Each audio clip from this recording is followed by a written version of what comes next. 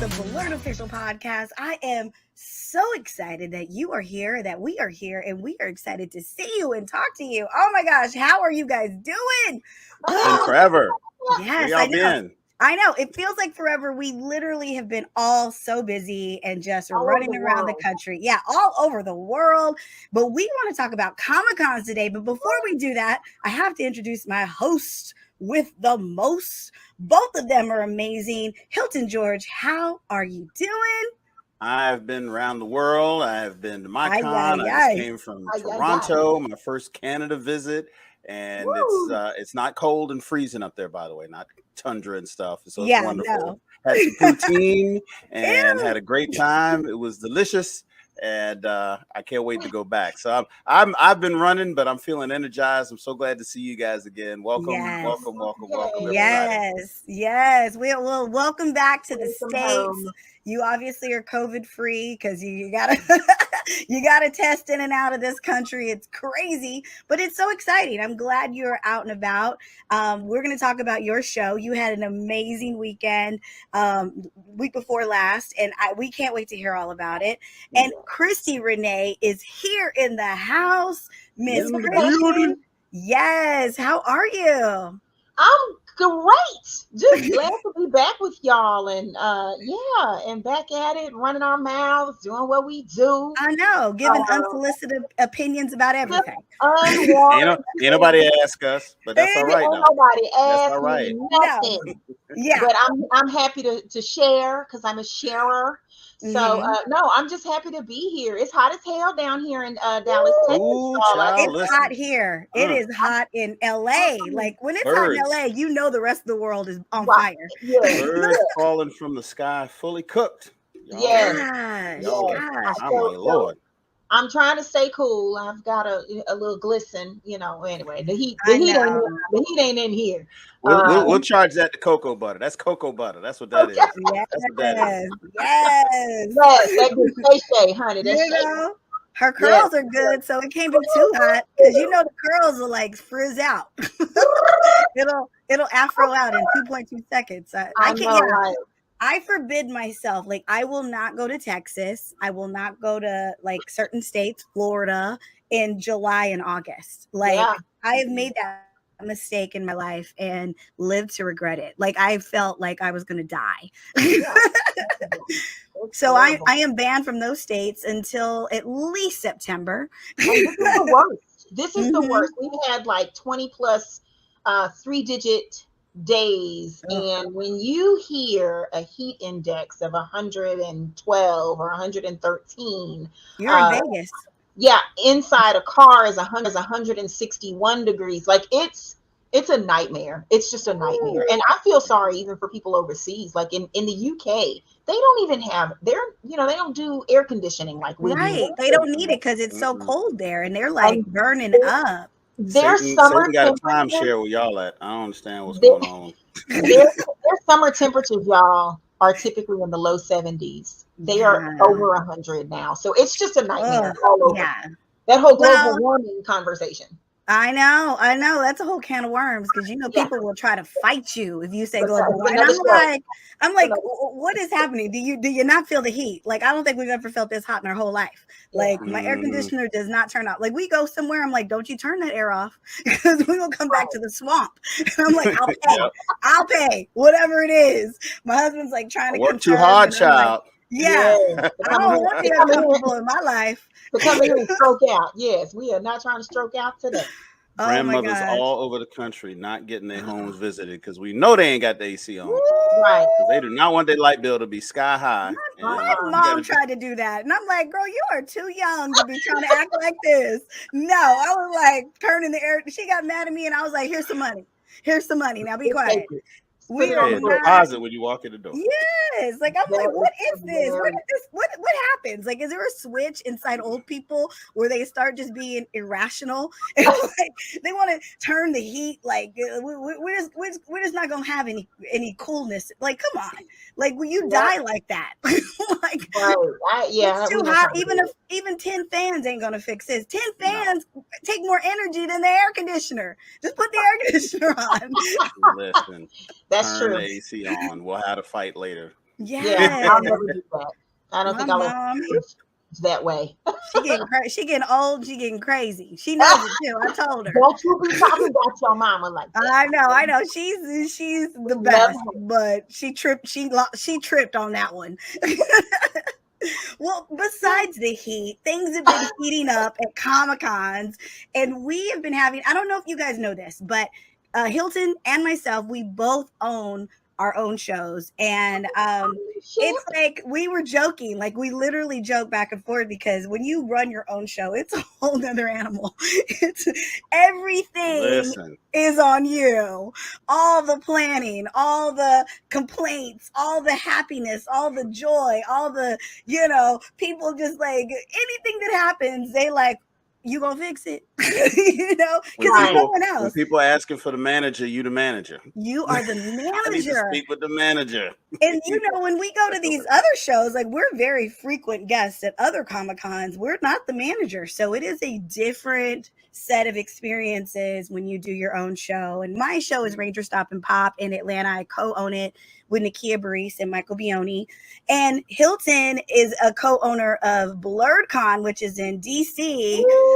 It's an amazing show. I was looking at all the posts, all the footage. I mean, Hilton, I'm going to shut up because I want you to tell us about your show, because it was awesome to see on social media. So I can only imagine how awesome it was to be there. So let's talk about the changing landscape of the attendee. There are more attendees who are active on social media than there were 3-4 years ago. So there are more folks checking in. Yeah, they're going live, and they're doing videos and little music skits and TikToks and stuff everywhere. So your digital footprint for your con is now larger than it's ever been. And just like Karan was saying, one of the ways to kind of rate or get a sense of how your con is doing is to see the digital footprint. Yeah. And of course, when you have a lot of people who are super creative and super energetic, who have a signature convention, the Black Nerd Convention, BlerDCon, as one of their annual trips, everybody's bringing their best cosplay, and everybody is, charging their phones and getting in the good Wi-Fi and the good light and taking pictures and stuff. And I have to admit, from a con running perspective, and I think, Karan, you'll appreciate this. There were very few kinks and managerial trouble to run through after we kind of turned the car on and just kind of it kind of runs itself once you after once we have a day zero for a reason. That Thursday is not just there to get people in to get their badges. It's also a chance for us to kind of plug in the lights and see what's not working, catch everything going. And so once we run it, everything just kind of slowly and surely started to hum along. We had some amazing content, amazing panels and workshops. We're a very content heavy convention. We do between 100 and 130 panels and workshops every. God help me. Yet. I don't even know how y'all do that. Like the community's got something to say. Yeah, you get up at 3 a.m. and go catch a panel. I'm like, who is up? And I one night was gonna go. I'm gonna get up and just like go and see if people are actually in there. But I knew they were. I obviously slept through that and didn't do it. But I know. We had Orlando Jones was our celebrity guest this year, and I got to tell you, he was an absolute star and a dream. This guy was like it. Second only to our own Karan Ashley. He's just so. He was way more active gracious. Than me, though. He was at the parties. He was everywhere. Try to keep a handle on Orlando Jones at your show if you want to. Right, but he is moving. He is moving. He's not sitting around. He is ready to roll. Let me ask you, as a non-owner yet, right. But as a non-owner in that space, though, Hilton, does that really? How does that feel for you when one of your big name celebrity guests can come in and they fully integrate into your brand and what you're doing? I mean, that's gold. That's gold. Yeah. It's I had never worked with him directly before, but I knew a lot of people who had. I had worked with his management before, and I was very familiar with them. And I had no expectations that he was going to be anything other than amazing, and he filled all of that bill. But when you have somebody who understands the audience and has a connection to that. I think his career and his personality and life experience all kind of dovetail beautifully with both the convention, the attendees, and the theme being homecoming. You know, he also played, as you might remember, Dr. Lee in Drumline. So we actually had a marching band come in. Saw it. Yeah, it was crazy. So this is an amalgam band. So over the summer, everybody goes home, and this is one of those bands that's called Capital City All Stars, and these are band members from all of these different colleges, universities, and even some high schools that come in and they practice and they do shows and they do performances through the summer. And this was their first performance, and so we brought them in, and they came and marched in, and people were losing their minds. And you know, they kind of started that little, they did the little session inside the opening ceremonies, and we brought out our man Orlando Jones, and you know, he kind of did his thing, and then he ended up going into the audience next to the conductor, and then ended up conducting he's doing the whole thing, and he just fell right into character. The band had a selection set up for him, and it was amazing. It was amazing. It was amazing, and so that set the tone. Yeah, and you know, then you can't help but have fun after that. You can't, you know, like, when you send people out on a high, I mean, come on, they went out them on a high. Yeah, he was worth whatever he was worth to get there. every nickel, every nickel, and it showed up in two places. So one, you just heard. The second is that we did a NFT project called BLERD this year, and it's a little different thing to take on as a con, you know, but it is something that we as a people don't know all that much about.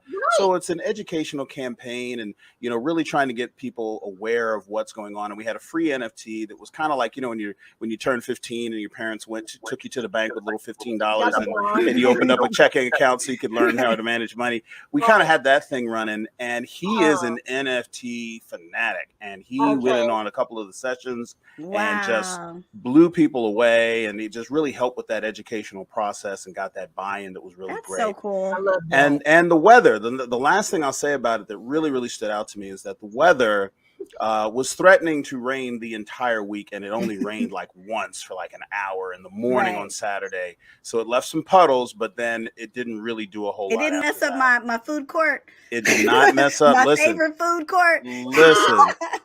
I was like, we were talking about, we got to bring in all the acts, and we got to figure out how to relocate everything, and and it just rained that one morning, and then it stayed relatively dry the rest of the weekend. That is good, man. That's awesome. I was I'm an earth sign, so I'm gonna take credit. I did that. You did that. You did that. We'll give you. We'll send you your thank you flowers. We'll send you some a nice edible arrangement, something cool to help you out there in Texas. Thank you for sure.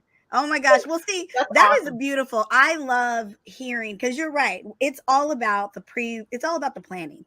That's what I found. It's all about the planning and the setup. And if you are able to set up, you know, our show this year, we were very lucky. Like, we are at the Sheraton in Atlanta, and they are so amazing to us.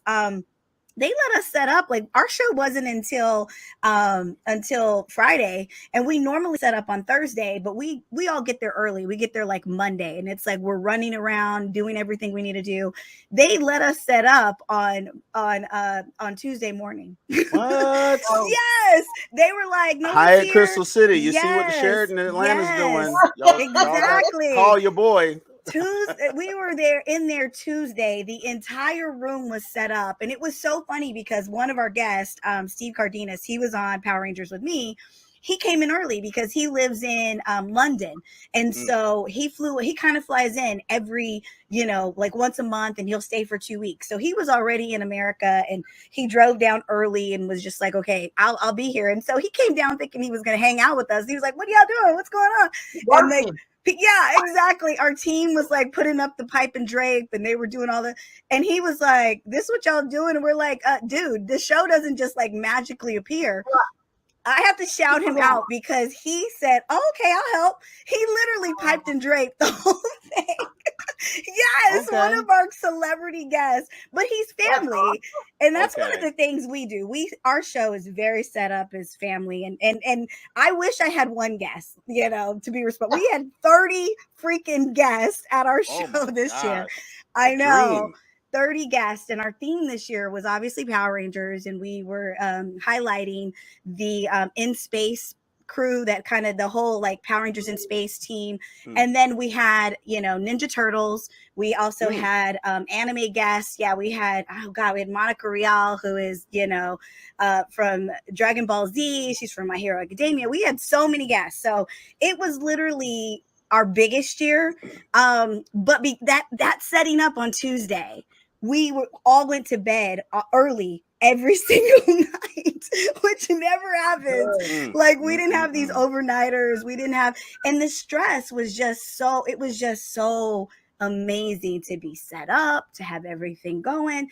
And then, you know, Friday, it's like you turn the lights on and the show just runs itself at that point. Oh man. Yeah, it was crazy. But yeah, we had 30 guests. So that was a little challenging, but I have to shout out my crew, because our team, like, we've literally been working with them for years. They just are on it. You know, they know how to greet the guests, take care of the guests. They know how to, you know, if somebody missed their flight, you know, they know how to deal with it.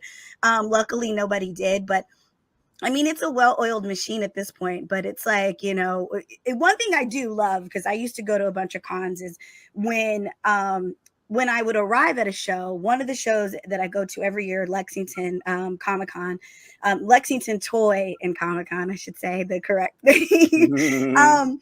They are at least one person who, either one of the owners, is always there to greet us. And I always thought that was nice. And usually you don't have the time to do that.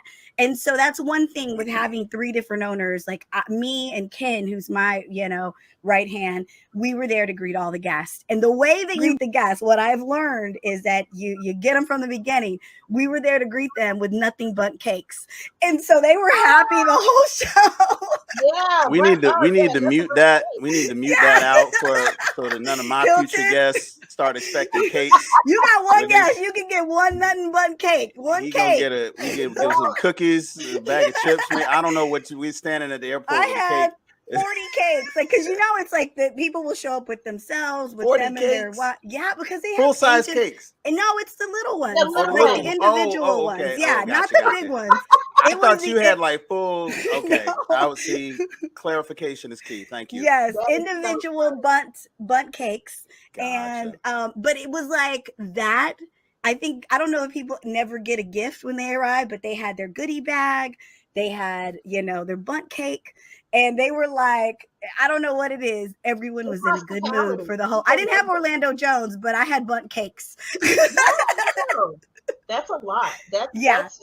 It's being received. I mean, of course, I need a combination of both. I want the marching band and I want the bunt cake. So I want the marching band too. You also want to be carried on the shoulders of your subjects too. That's absolutely. And come through the thing like this, right. How she did at MomoCon. Yeah. Every time. So yeah, no, I think both of those. I mean, those are incredible. Let me ask you both this then, you know, to play devil's advocate. So I love hearing what you love the most and how, and if you haven't said what your favorite thing is, then give me that. But then, of course, I like the dark side. You know, I'm dystopian queen. So I'm just, what is the absolute worst thing without ruining relationships? But what's like the worst thing in doing? I gotta go first. Yeah, you go first. And here's I got something too, but I'm gonna let you have both of mine were in the same year at the same event and involved Karen. Yes. What I do? Okay. So again, it's a learning process, right? You know, nobody's born a con runner, and you kind of have to learn as you go. And I was year 2 of BlerDCon, so 2018, and it was Karen's first year guesting. I don't even know what it is. BlerDCon. Oh my God. And I had this idea in my head that we could set up in the same way you would do at a larger Comic-Con convention, where there'd be this separate room. You remember this, where all the guests were set up, and in the back of the room you had the photo op screen, and it was like a station. Like, you go in that room and that's where all the guests are. And I was like, oh, this is so perfect, because it's like here, it's so well lit. so no one's gonna have any issues with lighting and people getting away and here all this I stuff. come. I already know this. And here I come. I'm loading in. I got 4 of the Dora Milaje as guests. I've got my guy set up in the back with a huge green screen and a little printer. Back when people cared about physical copies, and we had everything laid out. And Karen comes in and she kind of sets up. She's not like really set up, but she gets like, "Let me ask you a question real quick. Let me talk to you." And I say, "Okay." And when she starts off, and she's so sweet, she's like, "So you can do what you want. This is definitely your show. I'm not telling you how to run your show, but it has been my experience that if I'm out where the people are, I will get more traffic from the people who are kind of moseying through, who maybe didn't really realize I was here or didn't buy a photo op in advance and all that sort of stuff. So I know that I've got a minimum, and we both have an interest in me making it. And I know you want to make money, you want me to make money, and we want to win. So just take that with a grain of salt, and you do what you want to do with it. So I had to sit down and kind of like, oh man, I had to put this whole thing together. It's like the whole configuration of this 17,000 square foot room I did. She just took some Lowry's and just did all of that. And I said, you know what? Let me get out of my way. I said, this lady has been doing this for years. She knows how to make her money with her audience. And I'm sitting up here on year 2. I am not going to sit here and tell her, well, I'll tell you how I did. And I said, and I just kind of looked up, and then I called a crew, and I was like, move everybody outside. So we emptied everybody out into the main lobby. And, this is why the positive end of the story is that, obviously Karen made bank. So at the end of the day, we're getting our deposit back, but we didn't know we were getting our deposit back. I'm paying them. She's counting her money. It's like that scene in Bugs Bunny where she's like, 1 for me, 2 for you. Yeah. 1, 2 for you, 1, 2 for me. And we're like, oh, we get a stack too? Like, oh, exactly. So it was a win-win. It was just a lesson in, tapping your resources and, letting people learn. Yeah. On the flip side of that, during that same year, and I will be as vague and as opaque as I can humanly be, we did have a guest, and Karen's laughing because she knows what I'm talking about. We did have a guest who was just impossible to please. And there was nothing that we could do for this individual. It didn't matter where we set them up. It didn't matter how high we put the sign. It didn't matter how big the table was, or, from the minute this person got off of the plane, everything was not enough, not fast enough, not, tea ain't hot enough. The sun ain't bright enough. The carpet ain't fuzzy enough. I mean, everything was wrong. And I had at one point, my staff had come to me and they're just like, we just don't know what to do. She's running us crazy, and the hotel manager was coming to me. I was watching it like, but this is the thing. You would have thought this person was like, Halle Berry. Too much away. It could have been Harry. It could have been Halle Berry. Halle Berry wasn't there. Halle Berry wasn't there. It was one of those things where we were like, okay, so I had to go up to my roost, and every con runner has a roost, and you go to your room, and it's not even a room; it's a roost. It's just paper everywhere and stuff. And I had to type out an email and send it to both this person and their management. Oh my God, I didn't even know that happened. Oh, I just said, this is not, I can't do another day. If it's this bad on a Friday, which is only a half day, we open at noon and close at 8. I was like, I can't imagine what's going to happen when there's twice as many people and twice as long an hour to do everything. And I said, I basically put on as much of my professional typing voice as I could. And I said, we strive to, meet all of the needs and all of the, needs of our guests and everything. But there comes a time where, sometimes we are not able to make the experience for you what you feel you deserve. And it's just not working. We will pay you your fee. We will continue to pay for your room. You can go explore DC, hang out with friends, do whatever you want, but just don't come back downstairs. Right. We're not playing this game anymore in the nicest possible way. Right. And that was like, my staff like applauded me because I blind copied some of the department heads on it, and they were just like, "Oh, we're so proud of you," because we just didn't know what to do. We thought you're gonna get kicked in the sternum or something. Well, what? It's so good though. Crazy. You handled that very smoothly because I knew like things were kind of crazy. Like I saw the person like, and you know instantly, like when you see people like talking to the people that work or that volunteer, like these people are volunteering and you're talking to them crazy, or it's just they're just angry. All I know is that person disappeared. And I was like, ding dong, the witch is gone. Like, let's move on. Like it was just negative energy. And oh man, you handled that very well though. You handled that very well. You know, it was not lost on me that I was looking at you, because you are the Zen master, and Chris has seen you at the con, and it'd be crazy, and you're kind of like taking everything in stride, you know, just boom. I try. When I see you with your eyes going, then I'm like, okay, y'all disturbing the Zen master. You know what's crazy? I know. It's crazy to me because luckily for us, I like you said, I've been doing cons for many, many years, and everyone we have invited to the show, they've been exceptional. They've been amazing people. They're happy to be there. But I will tell you this, we're very selective on who we invite, because we know those things happen. And luckily, I think even some of the people that we've had who've had, like, you know, we've had some people that supposedly they're not easy to work with, but then they come to our show and they're great. And I think it's only because we've had, you know, we've been friends and we've been in the green rooms together, and we, you know, so they're almost like, I can't really be mean to my friend, you know? And I got to see her again probably next week at another show, so I got to keep myself together. Yeah, and it's one of those things where we get that, we deal with that though prior to them signing on to the show, because even this year we had a few people that, I mean, and I love everybody who's coming, but you got to think about when you're doing this show, a lot of people don't know the logistics of having a guest at a show. Like you're paying for their flight, you're paying for their transportation, you're paying for their probably per diem, you know, just because they're away from home, they've got to eat out, so you got to give them some money to do that.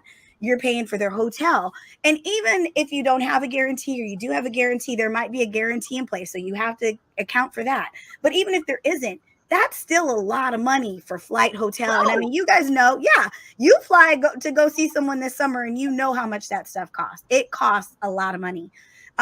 So even if people are coming to you and they're like, I'm doing you a solid, I want to help you build your show, you're still out of pocket by a lot of money.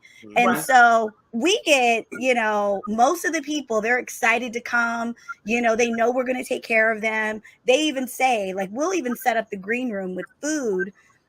So they have food, even though we've given the per diem, and it's because we don't want them to, like, you know, there's nothing by the Sheraton. They'd have to leave somewhere to go get food. True. So it's like they would be gone for 2 hours. That would throw off photo ops, that would throw off the panel schedule, because they'll just leave and go have margaritas and, like, you know what I'm saying? Because I've done it.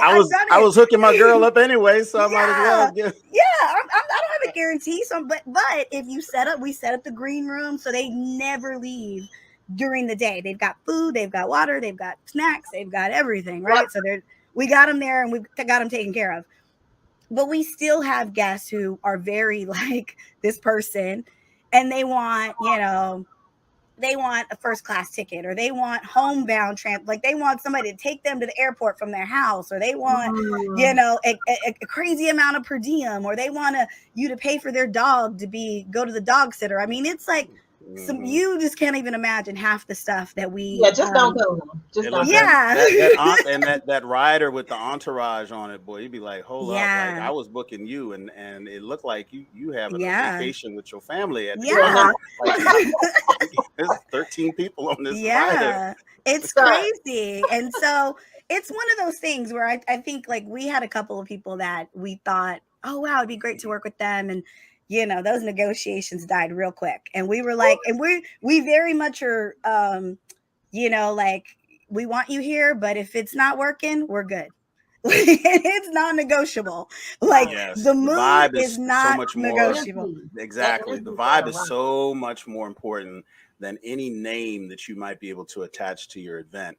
And this is why I even got to the point at one point where I was thinking, like, you know, what would we do at a con that didn't have any guests at all? Like, I mean, because there's so many people that folks request who don't do, you know, shows. And it gets kind of expensive, and it's not the deepest pot of people in the world. if you're thinking of Black nerd specific guests. So, you know, trying to figure out like who's available. I mean, how many times have I gotten a request before he passed, God bless him, Chadwick Boseman, as if it were like a novel idea. Like, I don't know if you guys have thought of this, but you know, Chadwick Boseman's pretty popular. Like, yeah, we thought of it. We thought of it. And do you know how much it would cost? Like, it's like, he's not going to be like, he's going to be a lot of money. Like, he's done he only did like a few cons. Like, he did San Diego, he did New York. He like, you know. And those are the mandatory junkets for the projects. Exactly. That's why he's Black Panther, Marvel made sure he went to that. Exactly. And he was still,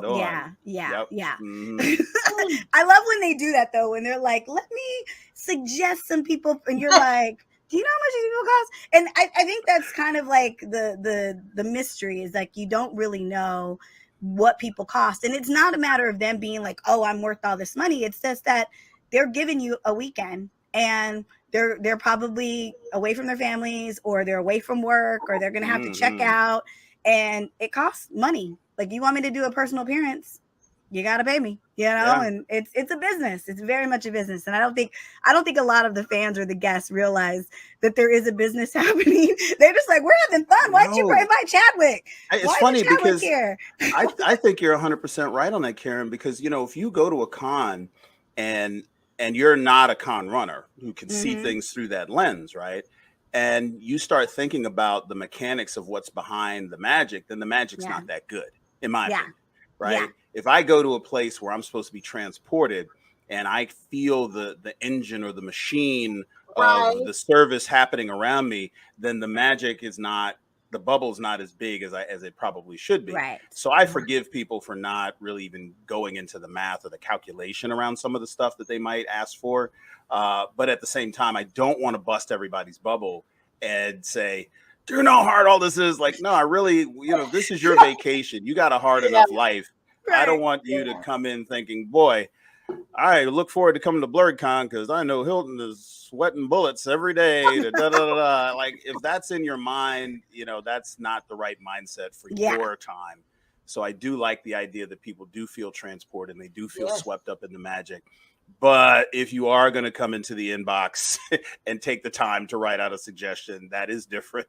And, you know, I don't like telling people no.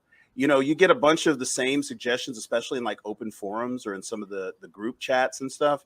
And people keep asking for stuff that's just not feasible. And then you end up being like, okay, so I'm not a parent, but, you know, I tell my brother, like, don't take the route to Home Depot that takes us past 6 McDonald's, because you're going to end up having to tell the boys no 12 times, you know, between the coming and going. And then your popularity is going to plummet by the end of the day. Everyone's mood is ruined because you said no like 15 times because you're driving everybody by these McDonald's. And you know, you end up being that person that has to tell everybody, no, well, we can't really do that because oh, you don't want to do anything like that.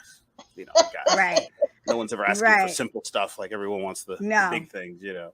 But sometimes we can deliver the big things and we're really excited about it, right? Exactly. Yeah. I mean, because that's the thing. You ultimately, I think the goal is you want your show to grow and be like some of the big shows that we love to attend, you know? But it takes years, and it takes, like, there's a full-on machine. Christi, you're new to the con scene. I know every time she gets so excited. I love it.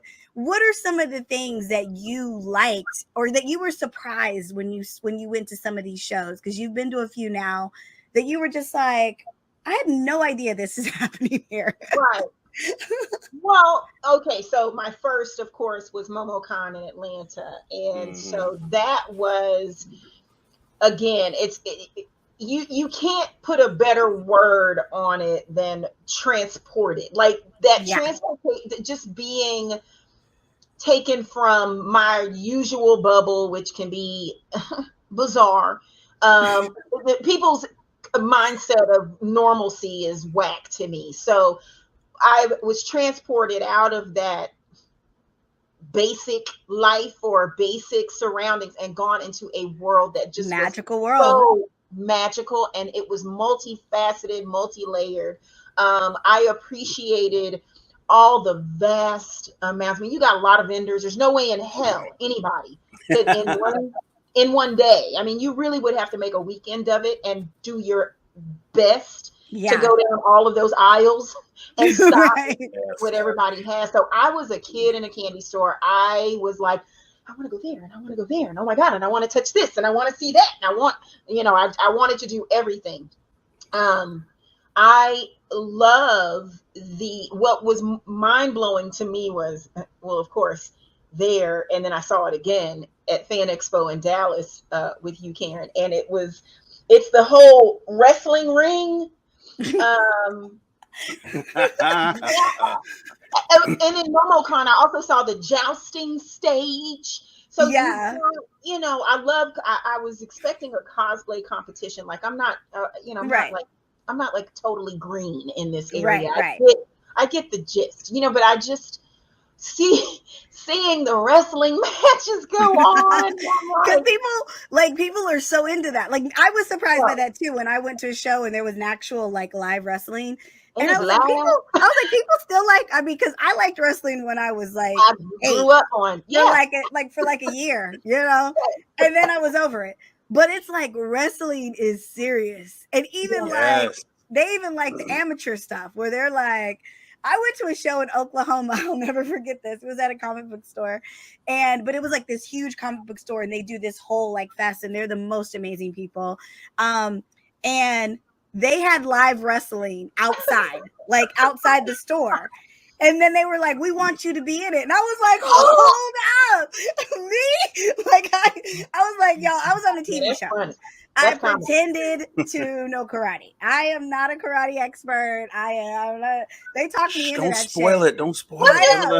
They talked me into it. And so like we had this whole thing and he was like, I'm going to throw him here and I'm going to do this. And like he gave me the signal and he threw the guy and I ran it. He tapped me in. I got in and I kicked him. And like I like sat on him like, ha. And he just like lay there and I was like, ha. And it was like 1, 2, 3, yeah. Oh my gosh! Yeah, it was hilarious. I don't know. I need to ask them because that was like last year. We gotta get the video of that. That's got to go online. That's a BOP reel that needs to roll. Yeah. Dana, get on it. I know you've got people. Nexus Lexus search. We got to do. We got to find this. Well, I'm gonna contact them because Nexus. Oh my God, that is hysterical. But listen, let me say this other thing that was also fascinating. Now, of course, the whole wrestling thing, and when we moved, remember how we moved in MomoCon? And again, I go back to thinking about Hilton talking about. Well, Karen is let me tell y'all something out there in the world. When I tell you what I have experienced in these 2 cons I've been to, I know I'm breaking them in. No, I'm just a newbie. I'm getting started. Yeah. Listen, when I tell you, if she know that space ain't right, the vision, the visibility, oh my God, she is going to say, "Hey, can we talk for a second?" Wait, let me tell you why. Let me tell you why, because you know me. Like Christy's known me my whole life. I'm an over analyzer. When I decided I was going to do a con, I started studying shows. Like I started studying how people were setting things up. I mean, it was like, I was just like taking it in. And I'm like one of those people who I will analyze the situation. And I know like just being at cons, I've done them 14, 15 years now. It's all about half of it is they're going to come see you because they just love you. They just want to see you. They got a handful of collectibles and they're like, I've been waiting to meet you, sign all this. You know, half of it is that. Another part of it is just that sentimental factor. Like when they go, oh my God, they may not have even ever thought I'm going to go get an autograph, but they see you and they're like, oh my God, you're on my favorite show. I grew up with you. And then that last quarter, because it's like 3 parts, or that last third is impulse buying. Impulse. And that impulse buying is someone who walks by and goes, I want that. Like, and it's like you, Christy, when you're walking down the aisles and seeing stuff, you just buy shit you never would buy at a con just because it's interesting or it's cool or because Karan Ashley sitting behind it, looking at you going, exactly. I'm like, yeah. And and that's the thing. Most actors are really friendly. And so you have to, like I always say, it's the best thing when you set it up where you bring your asset, whatever it is that's going to draw them in, and you put them in a place And like at our show, we set up that way where you have to walk through and you're walking through the vendors and then you're walking through the artists, because the artists always get kind of shafted. Like they don't get as much attention. You walk through the actors and then you get to the celebrities. So it's like you have to walk through. And so they're like impulse buying all this stuff. And then you'll find that the artists do better, the vendors do better, everyone does better, because it's like you have to, in order to get to the prize, you have to go through everybody else. And then you're like, oh my gosh, look at that poster. Oh, I can buy that poster. And then there's 8 people here. I can get all 8 people to sign it. Oh my God. And all of a sudden that impulse. Lotion Man is set up outside of Nordstrom for a reason. For a reason. There's a reason for that. You can sell lotion anywhere, but if you're going to pick a spot, you go pay the money to be right outside of Nordstrom. Well, and that's a different type of traffic, and understanding that what I call that troop movement. Like when I know where the entranceway is into a building or a room, and the layout, trying to take into account the natural people flow. Like what's the first thing they're going to see and walk toward? You don't want to try and set up a layout that's going to kind of run counter to where they want to go and where their eye is flowing. Yep. This is why with signage and advertisements, we know that in America, everyone starts at the top left-hand corner and they go to the right and down. And so the stuff that's at the top is the headline stuff. The details tend to be at the bottom. Grocery store. A layout. In caps. It's exactly the same way. Yeah. And knowing where to be in that, knowing yourself, knowing your product, knowing your niche, knowing your audience, know who actually buys, and who are the people that just kind of breeze by, is a key asset of being a successful guest, advocating for yourself. Because sometimes the con runner doesn't know. Duh. I'm wondering. Or you just don't or you think of like it's one of those things where like it's hard when I've done shows there are shows like Pensacon and stuff where the actual the space is just not big enough to have all the celebrities that they have there. And literally it's like they have the vendors on the main floor and I think the photo ops. And then it's like you go up in the stadium and in these side rooms are all the celebrities. And I was like, how the hell is this going to work? Well, it works for them because there's over 100,000 people that show up. So it's like every space is full and you have no doubt that you're going to have to go through that. And people have learned that that's how that show is set up. Right. But even like DragonCon, it's set up in 5 different hotels and, but even that sometimes annoys me because I'm like, I never go to this. I never see this. Because when you're at DragonCon, you just like, I don't have the energy for all this. It's all of Northeast Atlanta. Enough. Yeah. It's like 4 days is not enough to explore all these things. Or if I have to do a panel, I really have to strategically think about, do I really want to take 30 minutes to get there and 30 minutes to get back? And it's crazy. But I interrupted you, Christi, so I'm sorry. Oh, no. You see me where I'm like, can we talk? I mean, yes. That's the thing. Well, I think and I say that because one that did happen. We switched at MomoCon, so we were in one spot, and then we went, and I was cracking up because I was like, oh my Lord, the smashing down of the wrestling ring was hilarious. I got used to it, of course. Yeah. And then we had the battling DJs. It was hysterical. Hilton was there. I don't know which we should dance to, but I'm a 2 DJs next to each other battling. Sometimes that was funny. There's too much synergy sometimes between like-minded individuals.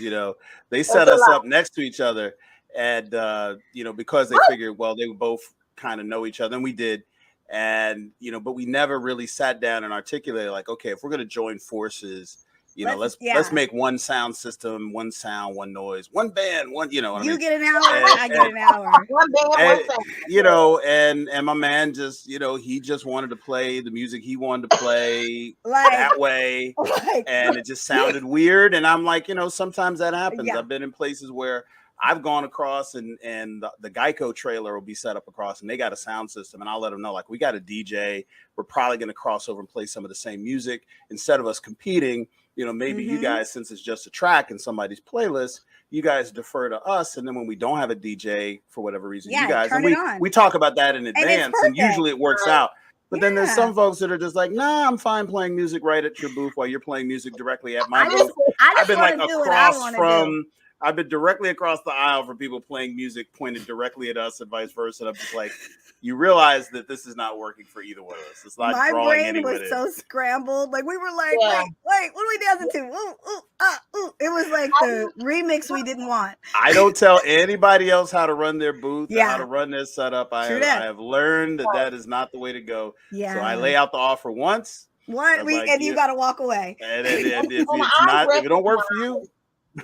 And I recognize not being, even though I don't own a show or run one, I mean, of course, Karen, you've done these things. I've got experience in the game, to a certain level. And so it's like, I look at that and I just say, wow, I mean, for you two to have not just the IQ, but the EQ, the emotional quotient, to be able to understand, like you just mentioned, taking care of the artists, making sure they don't get lost in the wash, because it is a lot.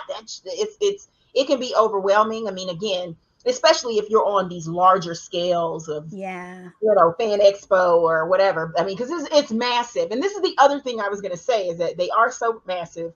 And we did do a little rearranging even here in Dallas, just a little bit, not much. Yeah.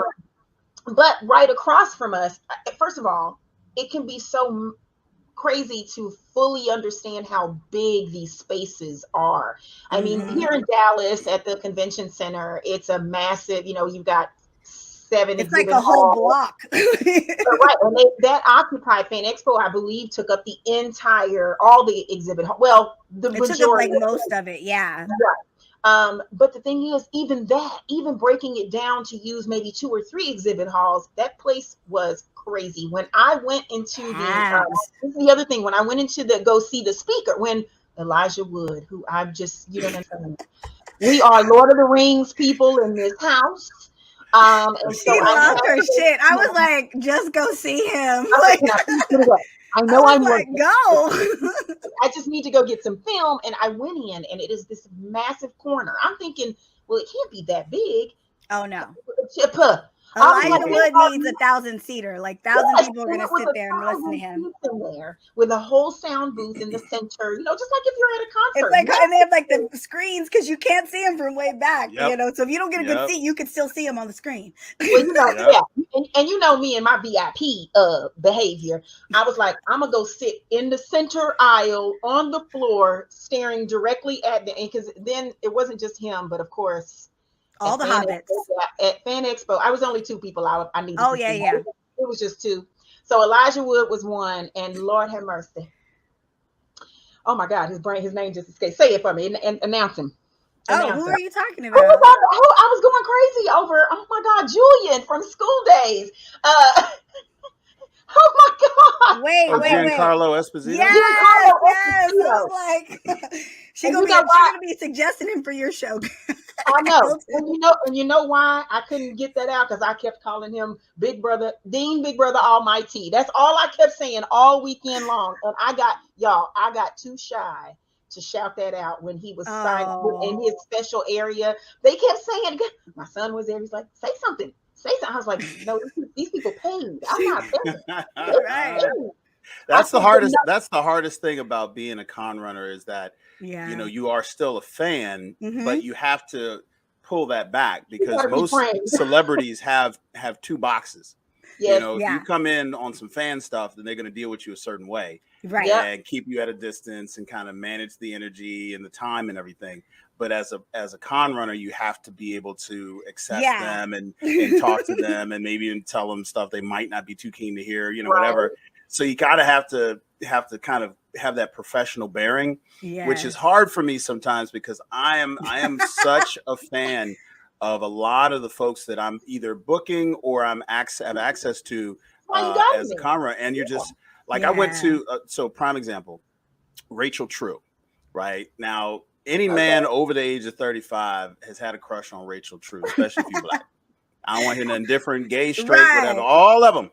Everybody had a crush on Rachel True. Everybody, right? And so I was booking her around she had a controversy a few years back where she was not getting booked with her white co-stars for a lot of the shows. And they were billing it as, we got the whole, cast of The Craft coming to XYZ show, and it'd be the 3 white girls and not her. And it was like a thing. And then somebody came to me and they're like, we should book Rachel True. I was like, do you think she'd listen? Do you think she'd be interested? And I'm like, she's wrote a whole think piece on how she's not getting booked. And I'm like, well, let's swoop in. So her manager, wrote me back, and they had a what do you call it? A Monster Mash in New Jersey, which is about 3 hours from me. And he said, come up, meet with her, talk with her and everything. And I'm sitting there like, I'm not going to get within a mile of Rachel. I'm going to be talking to this guy, so, but whatever, this is what you do. Right. So I drove up and, she had some line of people, whatever. I come around, the guy meets me, Rachel's working, and I'm like, okay, she's already working. She's not really talking to me. So let me just go out back here and talk to this guy. Like I knew I was gonna. And he's like, no, you need to talk to her. Right. As soon as she got done with her group of folks that were at her table, she came out because the door was right beside the end of her table. And she came out and we were out there for like an hour just shooting the shit and talking. And I'm kind of like, okay, hold it together, talk normal, keep your eyes in your head. Get it together, Hilton. Breathe. Everything is now a deliberate act, like balance. You're leaning. Don't lean. Wait.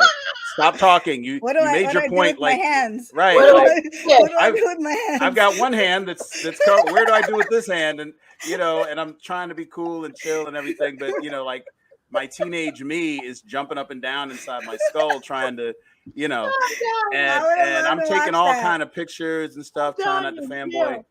And so I made it through that. She was amazing. She's super cool, super chill. And she's agreed to do the show. And she came in 2019 for our BLERD Magic theme, which was perfect for her. And the avalanche of people in my inbox who just saw the posts of the pictures of me with her, doing the stuff. And they were just, oh my God, what you do? How did you do? It is like, oh, guys, relax, calm down, please.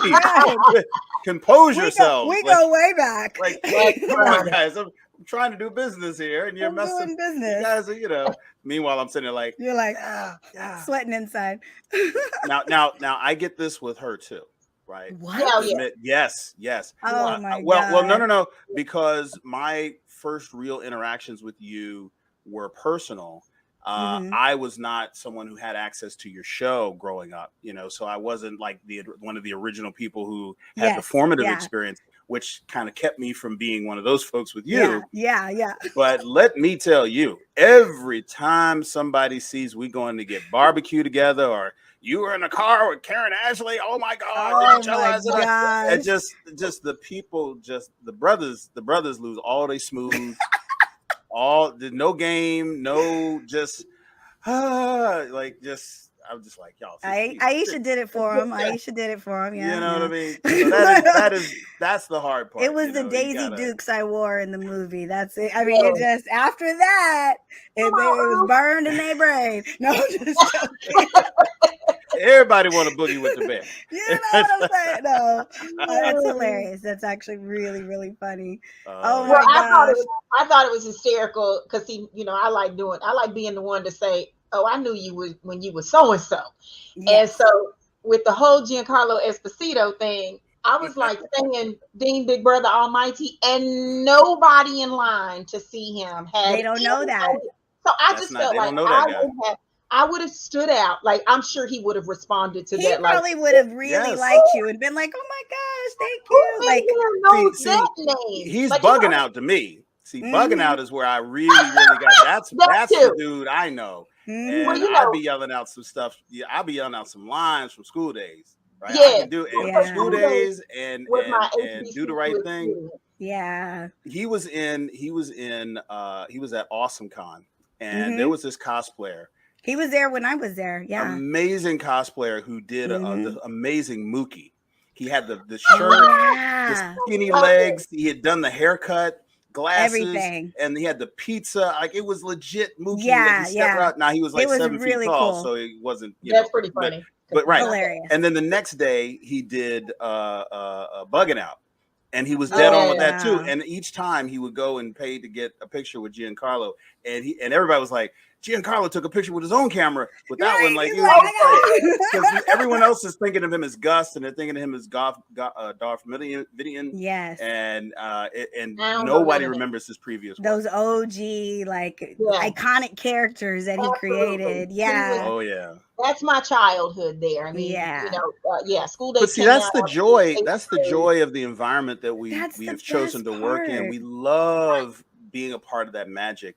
Yeah. And how do you roll that out? And how do you introduce the next generation? A mom coming in with kids who maybe don't know their relationship with this character, and they've got their own relationship with the actor. Yeah. And you're seeing the families coming together around their experience with the celebrity, and the celebrity, especially if they're super gracious, they'll kind of have the back and forth, and those are the takeaways, those are the memories, those are the things that people talk about when they go and say, hey, how was Fan Expo, or how was RangerStop, or how was BlerDCon? Yeah. It's the memories that they create in the space that you allow those things to happen. And it's very rarely something that you overproduce. Like I do comedy show, cosplay contest, 2 concerts, nobody walks away talking about anything that I actually wrote out. Like, man, that transition in the lineup on the, the second act on the concert, man, that was amazing. I wonder who did that. Amazing. Like, nobody gives a damn about any of that. They'll talk about like, oh, I was walking through the lobby and I saw this cosplayer who is doing this character that only I knew from the manga, and it was amazing, and I'll never forget it. And I'm just like, oh. Yeah. But Hilton, I'll tell you this: somebody notices, and it matters. So keep doing what you both do. I think that is phenomenal. Karen, I'm gonna put it in another industry. I just want to break in, and nobody's doing it. I guess, and I love it. And I also will say this for people, and Hilton, you just kind of touched on this, but for people who think that there's not something for them at a convention, comic or not, like there's something for you there, because like I said, I'm not there to see Giancarlo just because, which I was working, so it's very different. I had to be there. However, it's not what everybody else may know. I mean, this is before, didn't nobody know that? Like I said, there's something for everybody there. Absolutely. And even from all of the artwork, there's something. I'm telling you, the fact that I had to get this little candy tin because I love Michael Myers. Like, I am so stupid, but you're gonna get your stuff. There's something. Everybody loves something, grew up loving something, or still is a fan of something. Yeah. You're gonna find it at a Comic-Con. I'm telling you, you're gonna find it. That's the beautiful part. Like, if you go to the shows that are really like good, they have set it up to where I always think of it this way: if someone's giving me their weekend, then it's our job to entertain them. It's our job to give them things to do. It's our job to just let them be themselves, let them be free, let them have fun, give them the space to, meet. And if nothing else, I mean, you could go there and people watch for hours and see things, and just like, it's just an adventure. And I love that 99.9% of the shows are family friendly. Yeah. So it doesn't matter if you're young or if you're grandma, everybody can come, and everybody in between is going to have a good time and have fun. And, you can buy some cool things, or you can just come and just, meet new people, and I love seeing that people who, like there's some cons that I go to, and they'll have people hold up a sign and say what they do in real life. And you'll see the craziest cosplayer, and it's like neurosurgeon. You're like, what the heck? Or they'll be like, I'm a astrophysicist, and you're like, and you're dressed like King Kong. Like, what is happening? Like, the most unsuspecting people are into nerd stuff and pop culture, and it's not something that we often have a chance to talk about across the dinner table. But when we're in that environment, it's just like Christi said, the environment has its own energy, and in its best form, it has its own life. And you almost forget the whole transactional side of it because you're so swept up in the series of moments that are happening as you're moving through physically and schedule wise through a lot of these conventions. And, that magic of, like, a lot of folks will say, oh, I don't sweat any actors, or I don't care about celebrities. Well, I was sitting 3 rows back at the Civil War panel at a Wizard World in Philly, and I was fanboying. I'm like, Chris Evans is right there, Anthony Mackie is right here, and Sebastian Stan, and I'm just like, you're doing that meme where the guy's like doing this, like, right. that's me. Oh, she got stuff. That's my fandom, like come to life. You know, I can't even find it. It's somewhere else. But like I did Salt Lake Comic-Con years ago, and they announced that the cast of Captain America was going to be in the house. I will not lie when I tell you that when we were all in the green room and they would come in, every celebrity was like, "Oh my god, oh my god!" Like we were all like, and forgot like, who you were. We didn't even care. Yeah, no, I talked to everybody, and I was like, "I love you. You're great. I love you." You know, and the cool thing was Give me some spoilers. Yeah, no, well, you know, the spoiler was the cool thing is they were all so nice, like so nice, like. I remember we wanted to do a photo shoot or photo op with them, and it was like, I mean, it was guys. These guys took pictures for freaking hours. Like it was like when they would come into the room, the crowd would just start screaming. It was like the Beatles had arrived. Like it was some crazy shit that I've never seen at cons.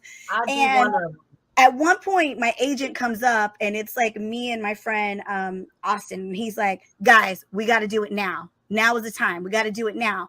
And so we're like, okay, like we're like, whatever we were signing, we're like, we'll be right back. And so we had to like leave our lines and go. Well, they were like, "This is the one and only chance they can sneak, you know, we're going to get you in to do your photo op and whatever." And we're willing to pay for them. Like, we're like, "We'll pay for the photo op. We just want to be able to get in." And they were like, "No, we'll get you in, whatever." And it was Anthony Mack. No, it wasn't Anthony. That was the one. Anthony Mackie wasn't in this photo op, but it was, you know, Chris Evans and it was Sebastian. And they were so nice. So we get in there and so they're like, "Okay, go. Okay, go. Okay, go." And so you just run in. And so I ran in and was like, and they were like, they stood there and they were like, "Come here." And they like hugged me and I was like, "Oh my God." Pre-COVID. Yeah, totally pre-COVID. But that was the thing. Like, I just thought we had to like get in, take the picture quick. And they were like, no, let's hug. Let's, you know, and let's make your picture perfect. And I was like, "Oh my God, I love you." Doing exactly what you do with other people. Right. You are accustomed to doing. They're stroking your head to keep your blood pressure down. There, breathe. You're okay. And then we're all here. Right. And then when we were walking out there, go, "Do you know who that was?" And they were like, she's from Power Rangers. Like, what? And I was like, the fact that they even knew about Power Rangers. Like, I was like, there's no way. There's no way, you know, but they were super cool. I saw them later and they were like, "Oh my God, that's so cool." And, "Oh, I watched you." And I was like, "I love you." Chris, this is so funny because I have had this exact conversation with people that have hung with me when I was hanging around her at cons. So the guy who was hanging with us the first time we went and got barbecue, the guy with the dreads, DJ Taylor Senpai. Just the biggest fan of yours, and he was so quiet too. He was because he froze up. He was having a seizure. Having a stroke. Did you not see Robert De Niro in Awakenings? It was just like he just froze. He just couldn't move. And then it was like hours after the fact that he just started freaking out. And he's like, "Oh my God, I just had ribs with Karan Ashley. I can't believe this," and and all this stuff. And you were just like so funny. And you and your husband were like just so chill. And we were like, "Oh my gosh." And I was like, no. She's cool, man. It's like, you know, we just had a great time. And it's like, "Oh, I can't believe that we just relax." She wanted to eat. And she didn't want to eat a $7 hot dog from the convention center. So we try to avoid that. We built the synergy around the barbecue, and that I think might have been the crystallization of our friendship. Absolutely. Absolutely. Well, and that was like the one time we were away from a con. Yes. Ooh, sorry. I'm like getting too excited.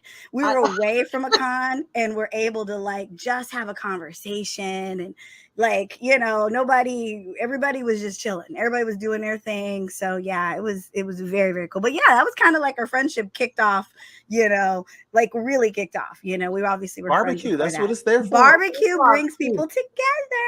We should take it to the Middle East. You know, we take it to all Ukraine. We can solve problems. People, we can solve with food. Food is the key. Yeah. Oh, guys, but we're at our limit.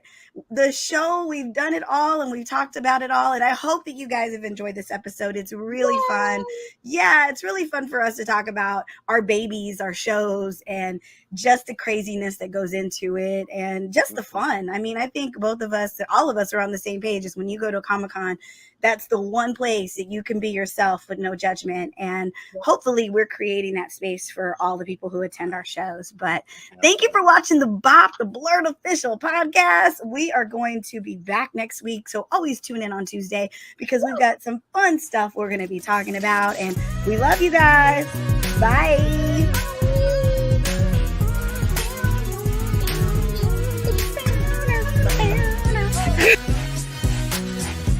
Tune in every Tuesday for a new episode of the BOP, the BLERD official podcast.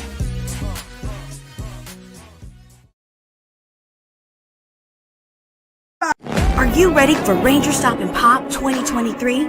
This is the show where we mix Power Rangers, anime, and pop culture. 2023 is going to be bigger and better. Ready, set, go! Join us in Atlanta, Georgia for a family fun weekend adventure. We're bringing the biggest celebrity names. We have the best vendors. We're planning the best parties. So start planning the best summer ever.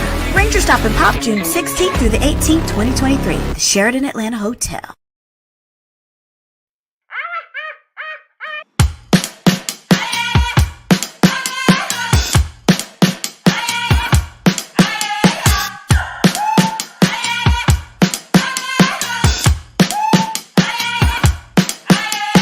What you gonna do when the rain is coming down? Nothing more to do when there's no one else around. Bring it back to the middle, push, take it back to the rhythm. Keep it up for good when the sky's falling down.